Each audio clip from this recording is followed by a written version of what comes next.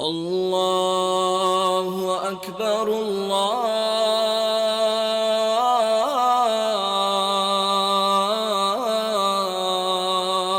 أكبر. الحمد لله رب العالمين الرحمن الرحيم مالك يوم الدين إياك نعبد وإياك نستعين اهدنا الصراط المستقيم صراط الذين أنعمت عليهم غير المغضوب عليهم ولا الضالين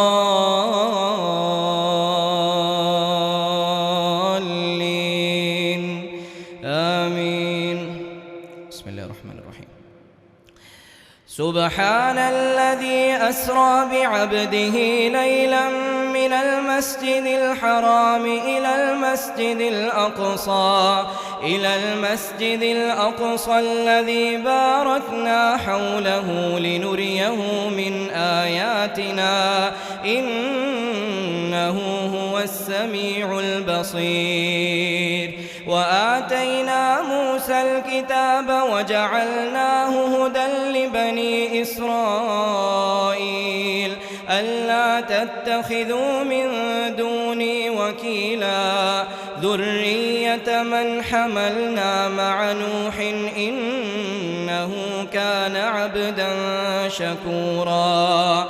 وقضينا إلى بني إسرائيل في الكتاب لتفسدن في الأرض مرتين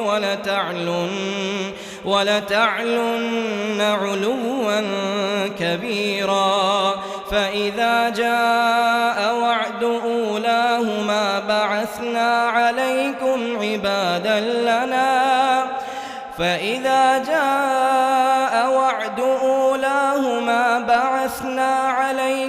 عبادا لنا أولي بأس شديد فجاسوا خلال الديار وكان وعدا مفعولا. ثم رددنا لكم الكرة عليهم وأمددناكم بأموال وبنين وجعلناكم أكثر نفيرا. إن أحسنتم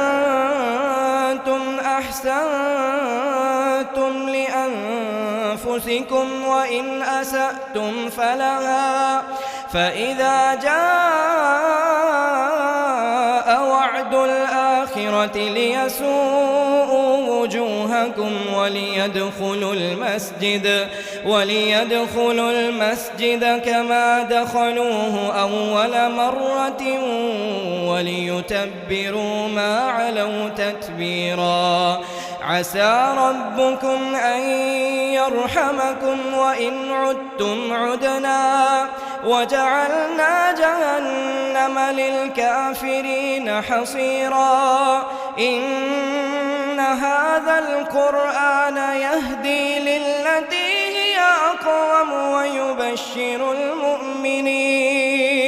ويبشر المؤمنين الذين يعملون الصالحات أن لهم أجرا كبيرا وأن الذين لا يؤمنون بالآخرة أعتدنا لهم عذابا أليما. ويدعو الإنسان بالشر دعاءه بالخير وكان الإنسان عجولا. وجعلنا الليل والنهار آيتين فمحونا آية الليل وجعلنا آية النهار مبصرة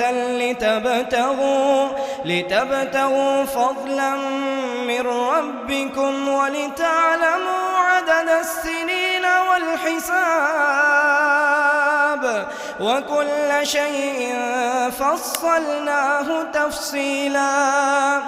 وكل إنسان ألزمناه طائره طائره في عنقه ونخرج له يوم القيامة كتابا يلقاه منشورا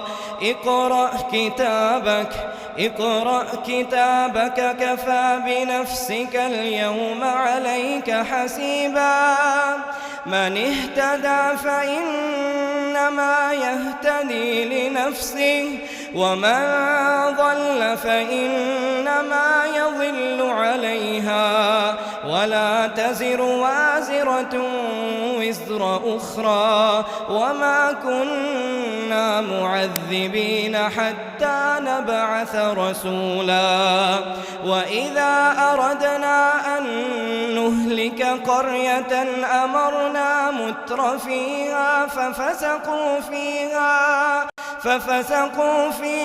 فحق عليها القول فدمرناها تدميرا وكم أهلكنا من القرون من بعد نوح وكفى بربك بذنوب عباده خبيرا بصيرا.